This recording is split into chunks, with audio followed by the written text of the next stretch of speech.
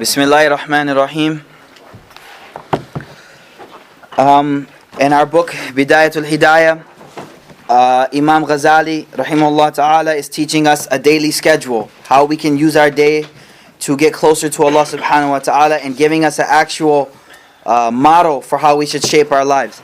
So for those from the beginning, we went through the whole day, and now on page 72 he's actually going through the exact prayer, how we should be praying. Now, at the same time, we are going from we started last week from page 90.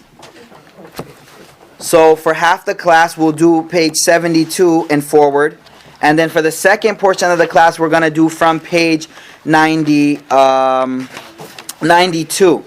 The reason being is in part 2, Imam Ghazali speaks clearly about staying away from ma'asi, and he tells us how to use our limbs and our eyes and all of these things, and it's very beautiful. So we're going to do both things, continue with both things, inshallah. So right now we're in the prayer. What we just finished was we're on page 72 at the last paragraph, and we just finished ruku. And now what do you do after ruku? From ruku to after ruku. You want to try, inshallah? وَإِن كُنْتَ ثُمَّ ارْفَعْ, the last line in Arabic. The last two lines or just the last? Just the last line. Just the last line, thumma? Starting with thumma or starting with what? ثُمَّ ارْفَعْ. Thumma arfa'a hatta تعتدل قائمة. Okay, so he says, then return to the upright position. So now, turn to the upright position. Turn to the upright position, and raising your hands and saying,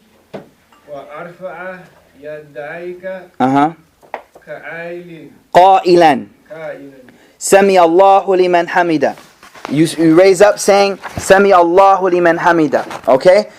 وَإِذَا اسْتَوَيْتَ فَقُلْ رَبَّنَا لَكَ الْحَمْدُ مِلْءَ السَّمَاوَاتِ وَمِلْءَ الْأَرْضِ وَمِلْءَ مَا شِئْتَ مِنْ شَيْءٍ بَعْدٍ. When you are completely upright, say, O our Lord, to you is praise, filling the heavens and the earth and fulfilling whatever you will thereafter. So now, when you stand up, Sami Allahu liman hamida, we read this prayer, Rabbana lakal hamd. A lot of us don't know this extra part though, and it's worth learning. Very, very beautiful dua.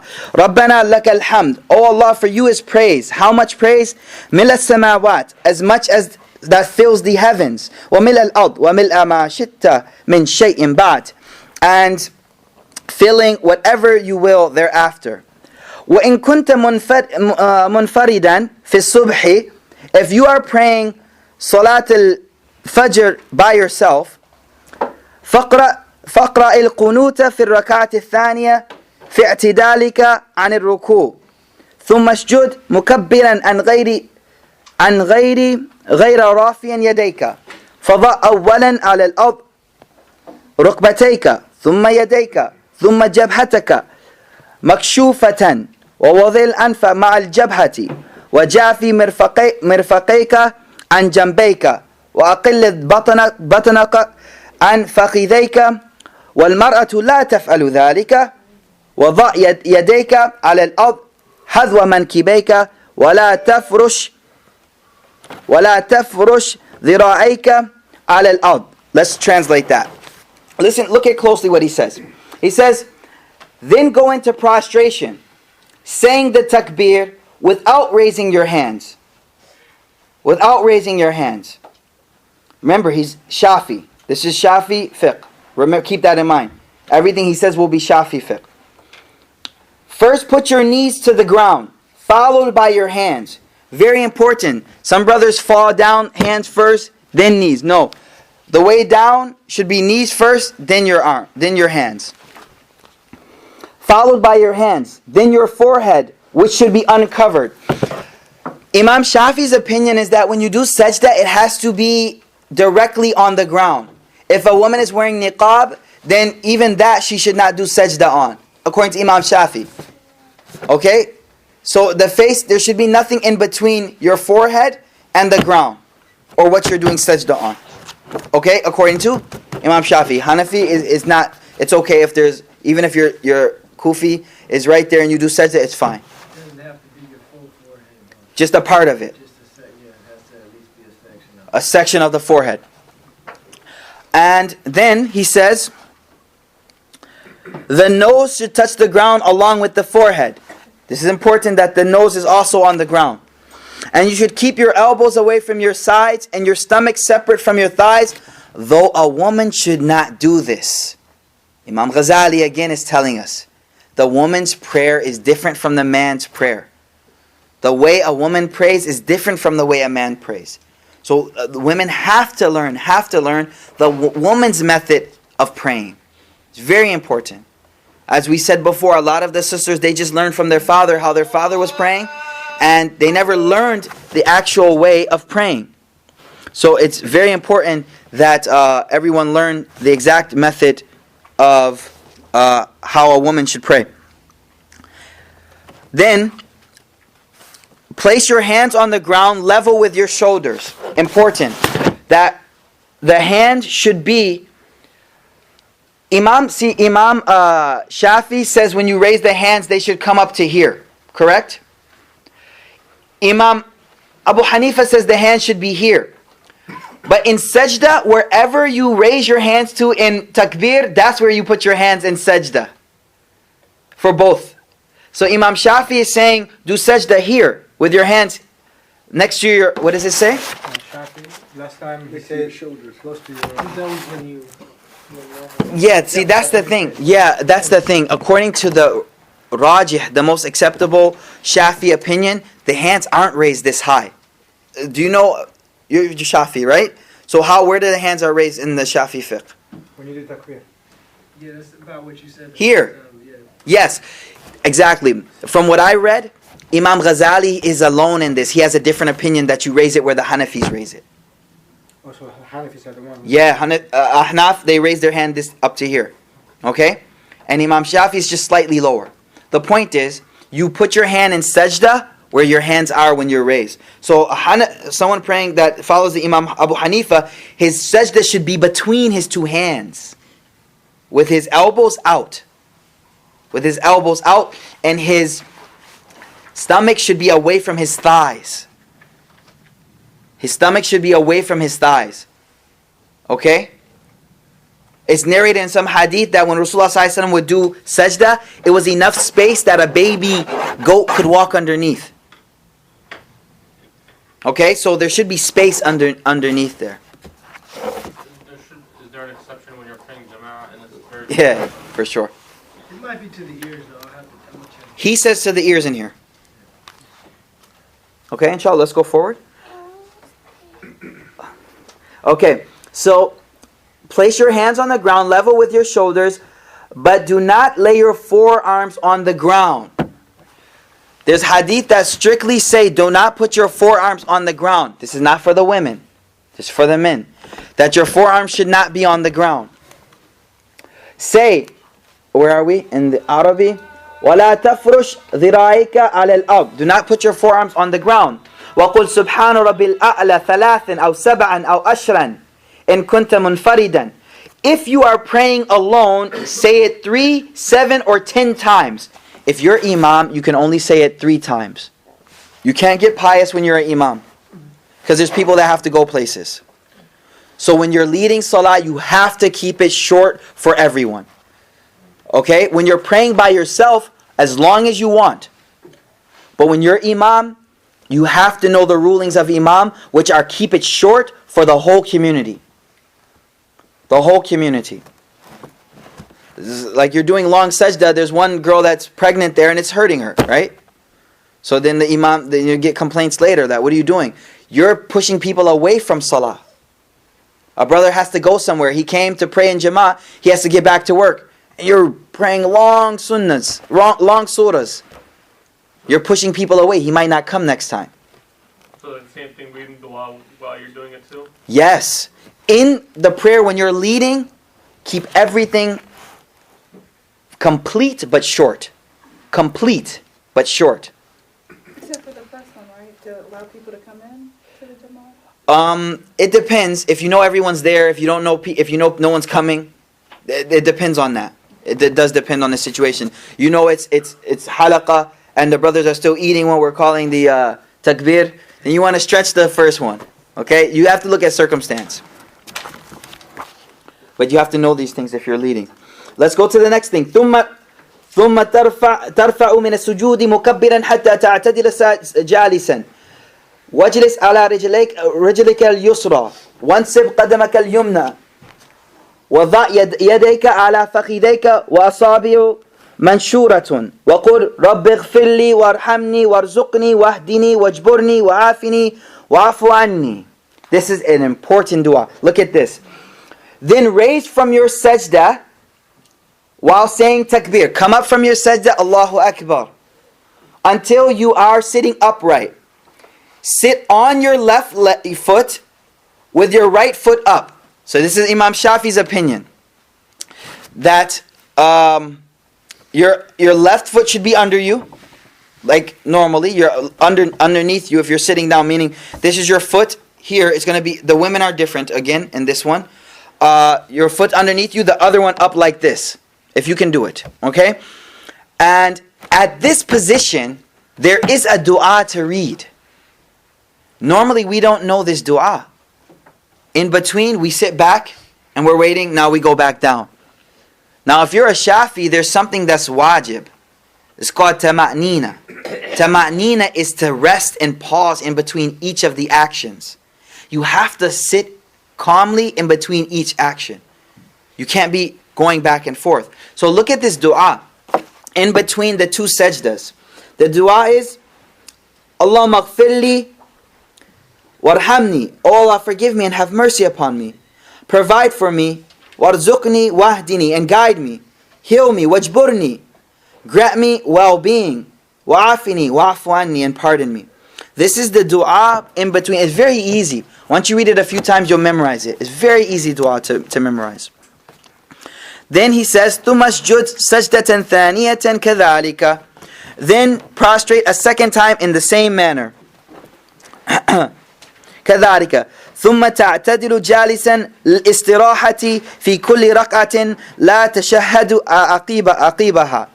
Now, the Shafi has something called jalsa istiraha, which means after you do your second sajda, they're going to sit down for a second and then stand up.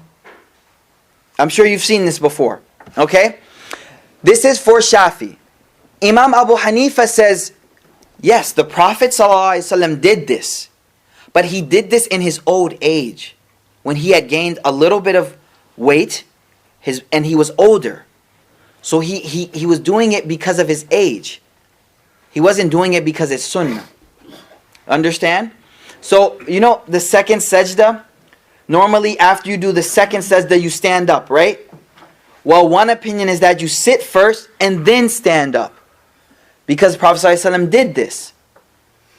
The Imam Abu Hanifa says, no, don't do this. Why? The reason why the Prophet ﷺ did it was this reason. Okay? So if you are older, then you can follow that sunnah of pausing and then standing. So just so you understand the difference of opinion in that one. Then, so he says, then prostrate a second time in the same manner. In every rakat in which there is no tashahud, sit up straight for a moment to rest. Then stand, placing your hands on the ground, but not putting one of your legs before the other while raising. Yeah, sometimes, like, to stand up, you put the other foot forward and stand up. If you have to, it's okay. In excuse, everything is fine. If you have to do that, it's perfectly fine. But if you're well-bodied and you just don't know, then you should learn that you stand up on your toes, not by putting one foot forward and standing. You stand up, raising your arms off the ground, hands on your legs, standing up that way, on your toes. But if you have to, obviously, whatever is easier. ثم تقوم فتضع يدين على الأرض ولا تقدم إحدى رجليك في حالة الارتفاع وابدأ بتكبير الارتفاع عند قرب من حد جلسة الاستراحة ومدها إلى منتصف ارتفاعك إلى قيامك ولتكن هذه الجلسة جلسة مختطفة خفيفة وصل ركعة الثانية كالأولى وعد التعوذ في الابتداء. So listen closely. Begin the takbir when you are near the end of the sitting for rest position, and prolong it until you reach halfway to the standing position. So you should stretch out your takbir. This sitting should be brief, as if it were snatched. So you shouldn't sit there very long. For the Shafi, in between the two, after the second sajda, before he stands up, he shouldn't sit there too long. He should sit and then stand up. Then perform the second rak'ah as you did the first, and repeat ta'awwaz. A'udhu billahi minash shaitanir rajim. They're going to repeat that in the second. They're going to repeat that. But this Hanafi does not do that. At the beginning of it. Okay? Next one. ثم تجلس في الركعة الثانية للتشهد الأول ووضع اليد اليمنى في جلوس التشهد على فخذ اليمنى مقبوضة الأصابع إلا المسبحة والإبهام فترسلهما وأشر بمسبحة يمناك عند قولك إلا الله لا عند قولك لا إله. Okay. Now, what do you do with your finger? Let's look at that. He says, then sit in the second rakat for the first tashahud. Sit in the second rakat for the first tashahud. When you say, Atayyatu lillah wa salawatu wa tayyibat. And put your right hand on your right thigh with your fingers closed. So right from the beginning, Imam Shafi says, as soon as you're sitting for tashahud, you're going to close your fingers. Going to close your fingers. Okay? Like this, on your thigh. Close your fingers. Then he says, what do you do? With your fingers closed except for the index finger. It's called musabbaha or sibaba. Musabbaha. Why? Tasbih. It's also called musabbib. Like sibab in Arabic means to curse. So a lot of times when you curse at someone, what do? So it's called the cursing finger too. The cursing finger. Musabbih. Okay? But it's better, use the musabbih. Use that one. It's for yes? I heard you do that because some way you're cursing the shaitan. I heard. There is hadith that indicate to that meaning. Yes. Yes. Look, let's continue. So what does he say? Point with your right finger when you say illallah. La ilaha illallah. Okay? This is not Hanafi. Okay? So the Shafi is going to say what? Atayyatu lillah wa salawatu wa tayyibat. Assalamu alaikum ayyuha nabi rahmatullahi wa barakatuh. Assalamu alayna wa ala ibadillahi salihin. Ashhadu an la ilaha illallah. He points at illallah. Okay? Understood? It's important. You point at illallah. The Hanafis say, no. You say, Ashhadu an la ilaha, you point at la ilaha, and then you can lower it at illallah. Okay? No big deal. Don't. There's no need to fight with people like, what are you doing, man? It's totally fine. It's totally fine. Okay? But at least you should know what you should do. You should know what to do. Okay? You have to have ilm, at least. Yes? You got it? Okay, good. So after illallah, what happens? With who? After illallah. With who? With Shafi'i. Or even Hanafi. You keep it, right? Yeah, you keep it. You keep it pointed. And Hanafi, they can watch me, okay? But there's some people who use their index finger multiple times. That's Maliki. Maliki, right? Maliki? Yeah, Maliki, they move it, yeah. These are all based on hadith though. It's all based on hadith. We should not be criticizing anyone. Okay? It's all based on hadith. So there's no need to criticize. Okay, let's go forward. Then what did we say? Okay. Oh, and by the way, the Hanafis will keep the hand flat until he gets to that La ilaha illallah part. The hand will not be. Shafi from the beginning, he'll keep his hand maqbooḍ. But the Hanafi will keep his hand flat. Okay? Then, okay, we're halfway through. We'll finish this paragraph and then go to the back, inshallah.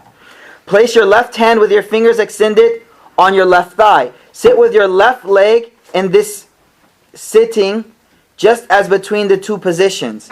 In the final tashahhud, sit on your left hunch with your left foot going out from under you. So you know the way the sisters sit down?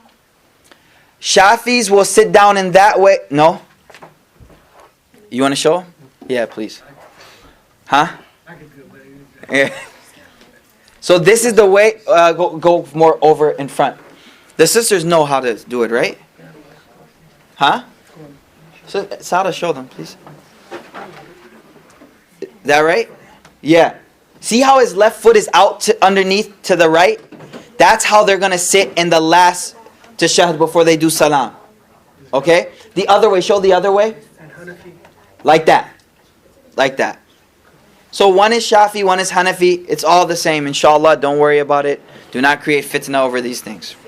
The women will do that style for all of theirs. Which one? Somebody explain. The Shafi way. The Shafi one, yes? Somebody explain to me why they do that on the fourth, on the last rak'ah. To relax. Is that what it is? Yeah. Okay, well, the other person who said is, when somebody is joining a jama'ah, they know where you are. Yes, that's true too. Yes, you're right. You're right. You hear the reason why, sisters? Why is it different? In Shafi, the second jalsa, you sit the Hanafi way. But in the last sitting, you sit with your legs out for the men. So one of the reasons why is that when someone comes into the masjid, they'll know right away which rakat they're in. Okay? Forgot about that. Very good point. I forgot. Yeah, that's the two names of it. Okay, can we inshallah turn to page... Before we go there, I know you said don't make a difference. What if somebody take their hand and moving their whole hand? A lot of it's because of lack of knowledge. It's like they don't really know what to do. So they saw him, they saw him, they saw him. The whole thing, and it's sort of distraction sometimes. When you just like somebody waving their whole hand. How about like this? Okay, let's get back. Let's get page 90. Please, page 92, inshallah. Page 92. Page 92. Imam Ghazali, rahimahullah, had just told us how we should be using our eyes. The next thing we'll discuss is the ears. So he says, أما الأذن فاحفظها أن تصغي بها إلى البدعة أو الغيبة أو الفحش أو الخوض في الباطل أو ذكر مساوي الناس فإنما خلقت لك لتسمع بها كلام الله تعالى وسنة رسول الله صلى الله عليه وسلم وحكمة أوليائه وتتوسل بها إلى استفادة العلم لتنال بها المرق المقيم والنعيم الدائم. Look at what he says. As for the ear, protect it from listening to reprehensible innovations, backbiting, lewd talk, delving into falsehood, or talking about the faults of others, listening to the faults of others. For verily your ear was created for you only to listen to the speech of Allah, or to the sunnah of Rasulullah sallallahu alaihi wasallam, to the wisdom of the friends of Allah, hikmah, something that is wisdom for you, and so that by it you may gain access to the benefits of knowledge.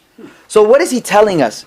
Let me finish off the paragraph. By which you may reach the eternal dominion and everlasting bounty. So first thing he's telling us is, wait, what was your ear created for?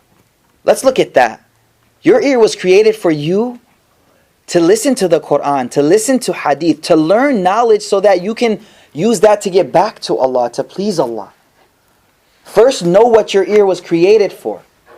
Now, what the next thing he says, فَإِذَا أَصْغَيْتَ بِهَا إِلَى شَيْءٍ مِنْ مَكَارِهِ صَارَ مَا كَانَ لَكَ عَلَيْكَ. He says, so if you use it to listen to something disliked, then what was in your favor will be against you. This ear was for you. It was in your favor. It was for your benefit. Now that same ear will be testifying Yawm al-Qiyamah against you. Because now you were using it for what it wasn't created for. وَانْقَلَبَ مَا كَانَ سَبَبَ فَوْزِكَ فَصَارَ سَبَبَ هَلَاكِكَ وَهَذَا غَايَةُ الْخُسْرَانِ. He says, and what was meant to be a reason for your success will now become a reason for your destruction. This is the ultimate loss.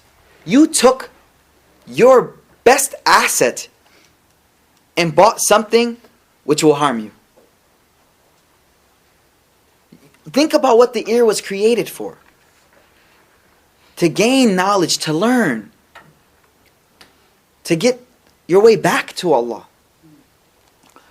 Then he also says, وَلَا تَظُنَّ أَنَّ الْإِثَمْ يَقْتَصُّ بِهِ الْقَائِلْ دُونَ الْمُسْتَمِعِ. He says, okay, don't think that the sin is only for the speaker, not the listener. Someone's backbiting someone, the sin is not just on him. You sitting there listening, we're getting the sin too. He says, also do not think that the sin will be attributed only to the one who speaks it, and not to the one who listens. Astaghfirullah. إن المستمع شريك القائل وهو أحد المغتابين. He says, for verily it is said in the narration, truly the listener shares in sin with the speaker, and he is one of the two backbiters. You have to show a disapproval for what's being said, or leave if you have to. Someone is backbiting someone, stand up in his honor. May Allah give us the ability to do this. You stand up and defend that person. Hey, he's not here right now. He's not here. He can't defend himself. Why are we talking about him? Remember one attribute about backbiting. The person talking to you, backbiting about someone else, he will backbite you to someone else too. He'll do the same exact thing he's doing in front of you to someone else, about you. For sure. For sure. We have a right. You have to stand up and say, brother, this is not allowed what we're doing right now. I had a classmate. Good brother. SubhanAllah. Whenever someone would mention someone's name who's not there, he would do something loud. So, and try to indicate. If people kept going, then he would, change the subject. If people kept, he's not here right now. We shouldn't talk about him. I had a good friend of mine. He and his wife and his mother lived with them. They made a deal. We won't mention anyone who's not here. Because a lot of times we start talking good. Oh, sister, she did this, and then we say, yeah, but, that but, you just lost all the ajr, now you're getting sin. So they made a rule in the house. If they're not here, we won't talk about them. Not even good. They're not here. Because for sure someone's going to say, yeah, but, that thing. It's very important. It's going to come. We're going to learn more about that right now, inshallah. أما اللسان فإنما خلقت لك لتكثر به ذكر الله تعالى وتلاوة كتابه وترشد به خلق الله تعالى إلى طريقه وتظهر به ما في ضميرك من حاجات دينك ودنياك. He says, as for your tongue, it was created for you only so that you can spend much time in the remembrance of Allah. Alhamdulillah, subhanallah, la ilaha illallah. And in recitation of his book. Qul huwallahu ahad, Allahu samad. Just reading the Quran. That you could guide Allah's creature to his way. Give da'wah. This is what your tongue is for. Teach people. A lot of times we deal with non-Muslims and you think, how can I give da'wah? Speak on terms that everyone agrees is wrong. Smoking's bad for you, man. You can't tell them maybe directly about deen, but at least tell them something good, which everyone agrees is wrong. God created you. God. Talk about God. Get them to give da'wah to Allah. Give da'wah to Allah. What's the next thing he says? And that you express your needs in worldly and religious matters. This tongue is so that you express what you need, dunya and worldly. If you use it for other than what it is created for, you have been ungrateful for Allah's blessing. If you take the same thing which was a gift to you and use it for the displeasure of the one that gave it to you, there's no greater ungratefulness than this. I give you a gift, I give you something, and you use that against me? That same thing I gave you, you're using against me now? What greater ungratefulness could there be? فَقَدْ كَفَرْتَ بِنِعْمَةِ اللَّهِ You were ungrateful of the ni'mat of Allah. وَهُوَ أَغْلَبُ أَعْضَائِكَ عَلَيْكَ Look, now, I want to show you something. How much time did he spend on eyes? A paragraph. How much time on ears? 2 paragraphs.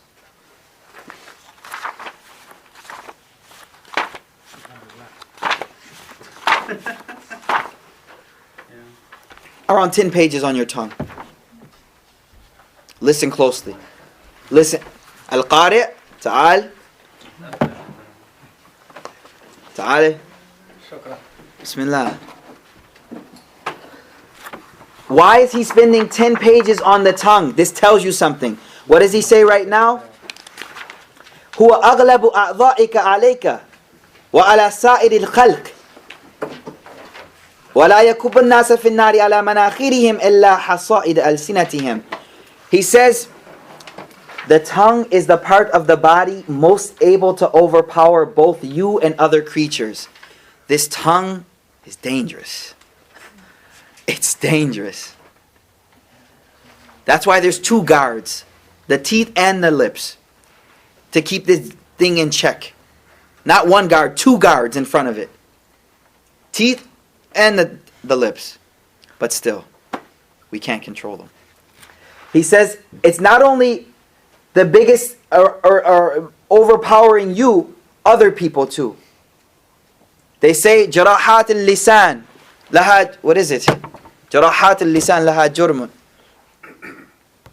Subhanallah. The slashes of swords may heal, but the slashes of tongues don't heal. Someone says something to you, it's وظلم ذوي القربى أشد مضادة على النفس من وقع الحسام المهند. This is something basically. This is basically when someone says something to you. Yes. Especially if it's too close to you. It cuts you. He said أشد مضادة is مضادة. مضادة أشد means toughness. Okay. And bitterness. Then من وقع الحسام المهند. Husam. Yes, exactly. This tongue is dangerous. It kills people. It's dangerous. That's why he's going to spend 10 pages teaching us how to use this thing we have in our mouth. Like what did one of the sheikhs say? You have to learn how not to speak the way babies learn how to speak, right? You have to learn how not to speak the way... How long does it take a baby to learn how to speak? Years. Well, we have to learn how not to speak. How not to speak. One trick, I'll teach you how. When you want to speak, don't speak. When you don't want to speak, speak. When you want to speak, stay quiet. When you don't want to speak, okay, force yourself to talk. Brothers go home, all of a sudden they're quiet. On the phone, they tell the brother, yeah, today, this, that, this, da, da, da, da, da, da, da. They go home, he's so quiet. You don't talk to your wife, you talk to the friends, the whole thing. My wife and her friend, our friends, one of my close friends and her, and we're both friends. They say when we want to know what's going on, you two call each other, we sit next to you. She'll sit next to me. On the other side, she'll sit next to him. They find out the whole day, whole week, everything that went on. We talk, when we should talk, we don't talk to our families. It is makruh to talk after Isha.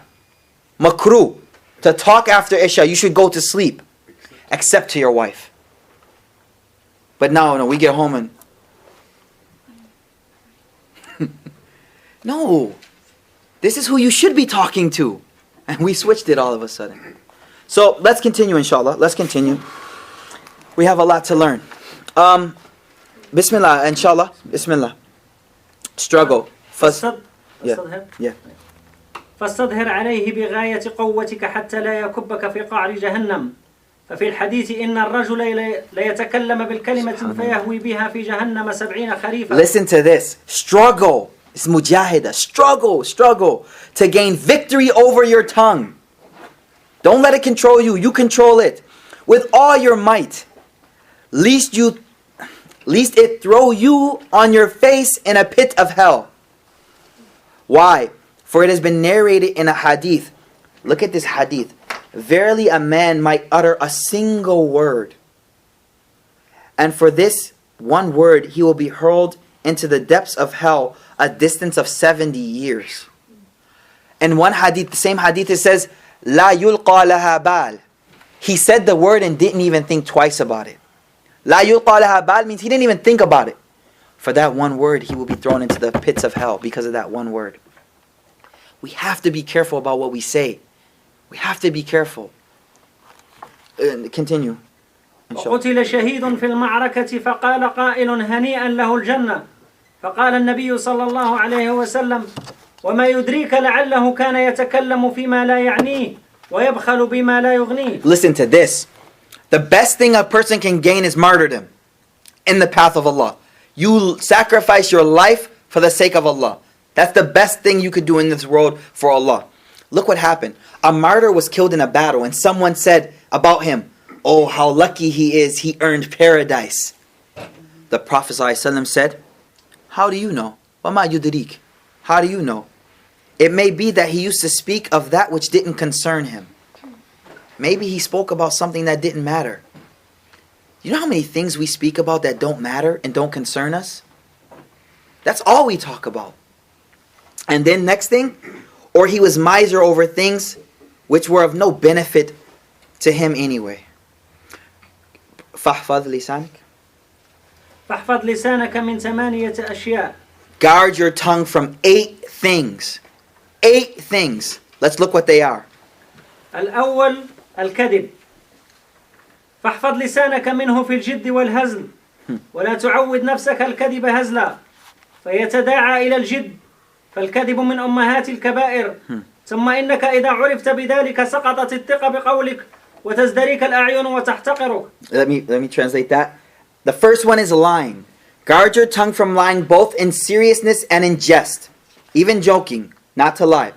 Do not let it get accustomed to lying in jest, leading you to do it in earnestness. Slowly, you start off just in joking, then it becomes in serious things. Indeed, lying is one of the breeding grounds of the deadly sins.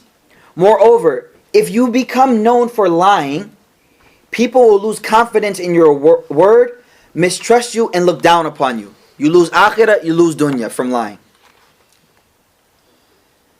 فإذا أردت أن تعرف قبح الكذب من نفسك فانظر إلى كذب غيرك وإلى نفرة نفسك عنه واستحقارك لصاحبه واستقباحك له وكذلك فافعل في جميع عيوب نفسك فإنك لا تدري قبح عيوبك من نفسك بل من غيرك. الله أكبر. فما استقبحته من غيرك فيستقبحه غيرك منك لا محالة فلا ترضى لنفسك بذلك. Psychology at its peak.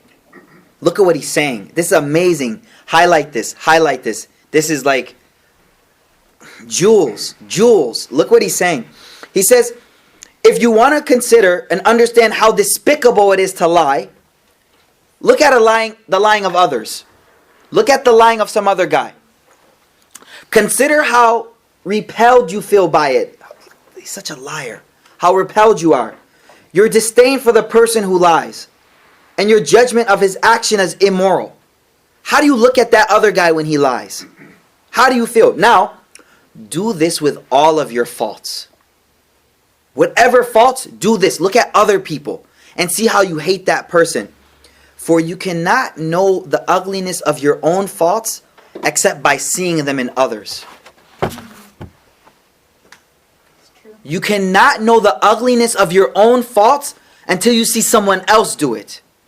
When you see him do it, you're like, oh man, that's horrible. And then your wife tells you, you do the same thing, dude.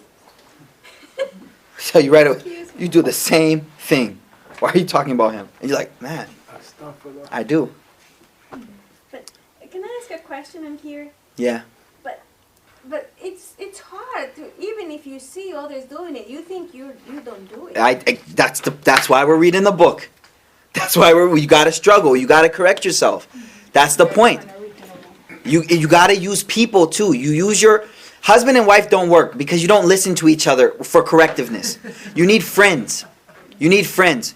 No, the sheikh, his wife will not listen to him. The sheikh, his wife will not listen to him ever. Hazrat Umar radiallahu ta'ala anhu, one day, one of the Sahabi come to him for guidance about his wife. He comes to the door. Before he knocks, he hears Hazrat Umar getting told off in the house. He's like, I'm out. He turns around. Hazrat Umar opens the door. What? I realize you have the same problems as me. He's like, no, this woman will get me Jannah. This woman is my gateway for Jannah. By being patient with her, Jannah inshallah. Patience. I know it's hard. But that's Umar radiallahu ta'ala anhu. And his wife is yelling at him.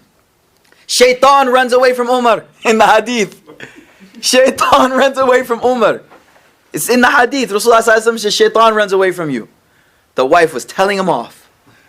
The point is, we can't do this amongst ourselves. You need friends around you that you say, hey, what am I doing messed up, man? Tell me straight up. What am I doing messed up? You know?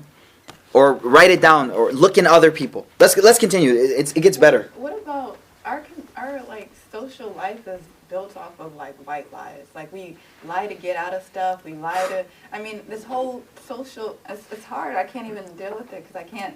It's deep. Everything is lies. It's know? deep. We It's joke, deep. It's lying. We're talking about how fat somebody is, and they're really not fat. You know, I mean, Yeah. It's just. We start slowly. Start by recognizing it. Sit down at the end of the day and contemplate over what do we talk about today? What do we do today? Slow. Let's keep going. He's gonna help us. Okay, go ahead. Just very quick. Man, our problem today, we think if we don't like, is there is no fun.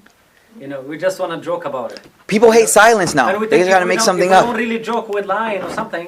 We have to create something, invent something. That all those Muslims that they are really strict, they don't even joke. Even though we know that the Prophet Muhammad ﷺ Joke, used but to in joke a truth. lot. In truth. Exactly. In truth.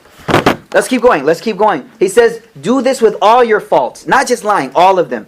For you cannot know the ugliness of your own faults except by seeing them in others. Most certainly then, what you have found repugnant in others, they will find equally repugnant in you. So do not be content with these faults in yourself. Let's go forward. Next one.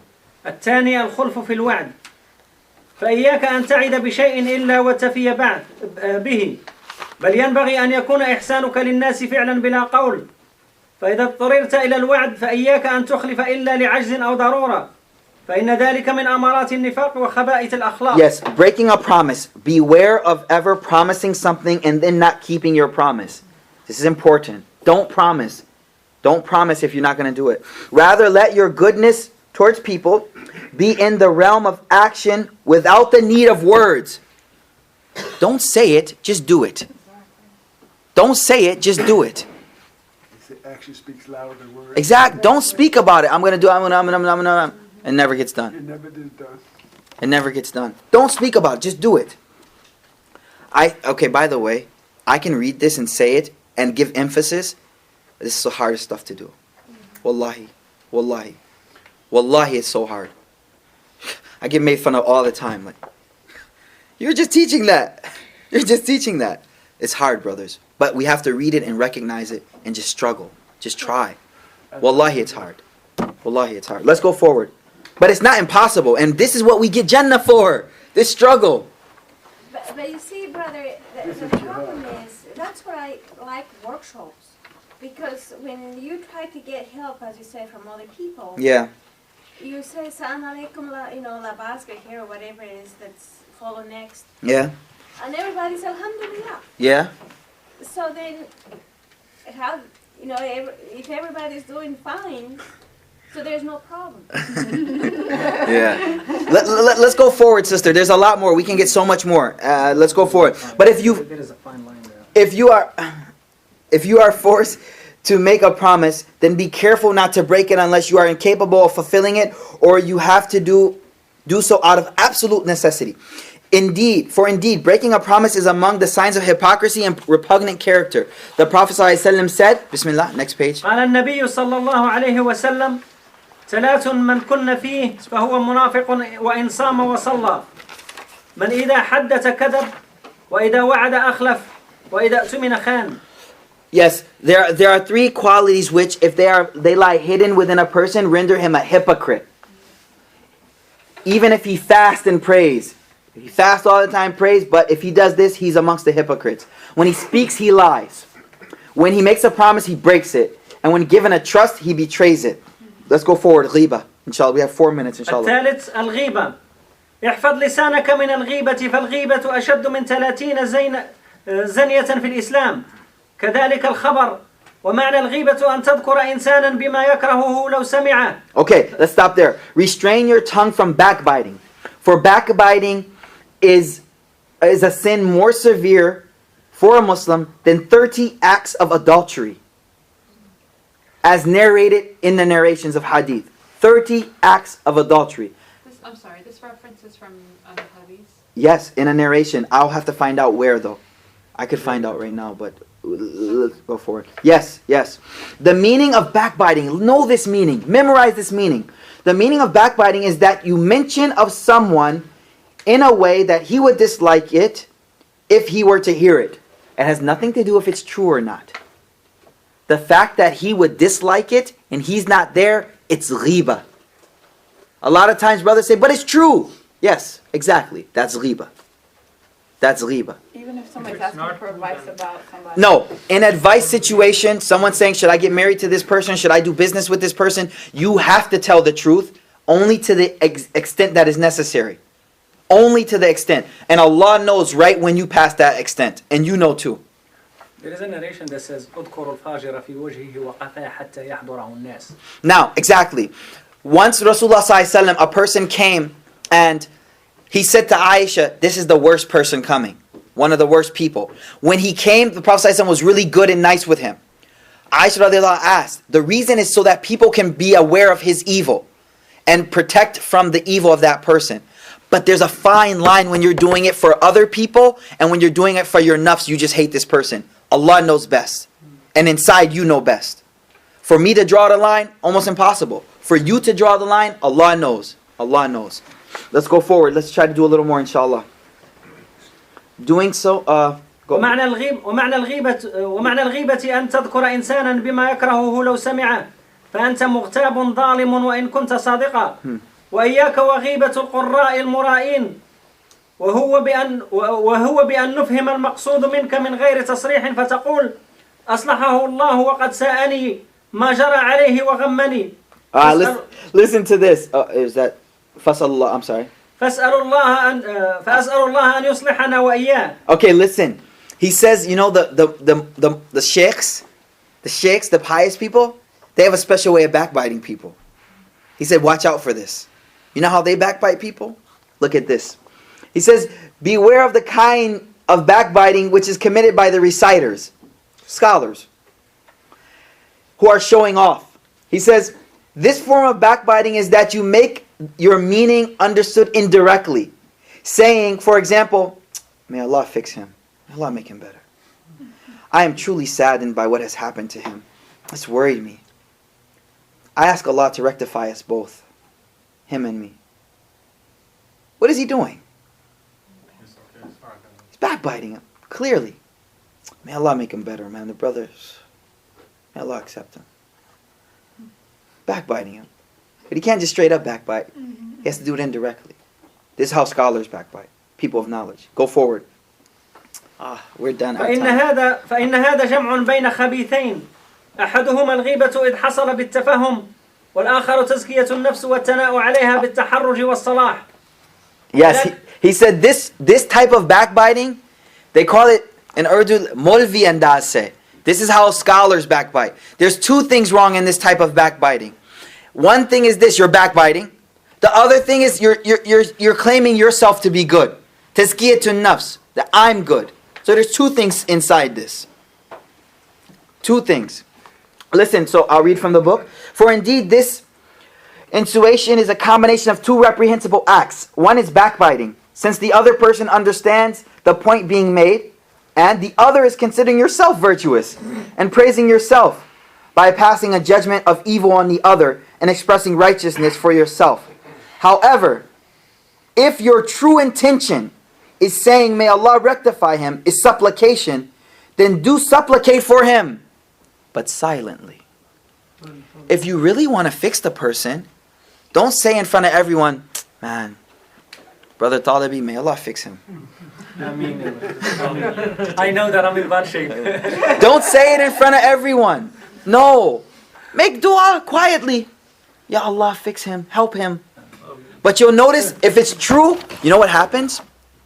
When it's true, you won't feel like it. You don't feel like making dua for the brother now. But in front of everyone, you'll say, may Allah fix that brother. May Allah fix him. May Allah fix him. We have to stop. It's getting good, I know. Just one thing. So, you can't warn someone about anyone in terms of resist or anything else, or in dealing or anything, as long as you're true.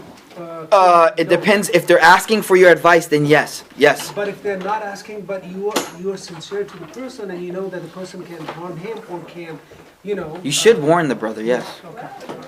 Okay, we'll stop here. We'll pick up from here. Next week, inshallah. Jazakallah khair, brothers and sisters. Wa akhiru da'wana alhamdulillahi rabbil alameen.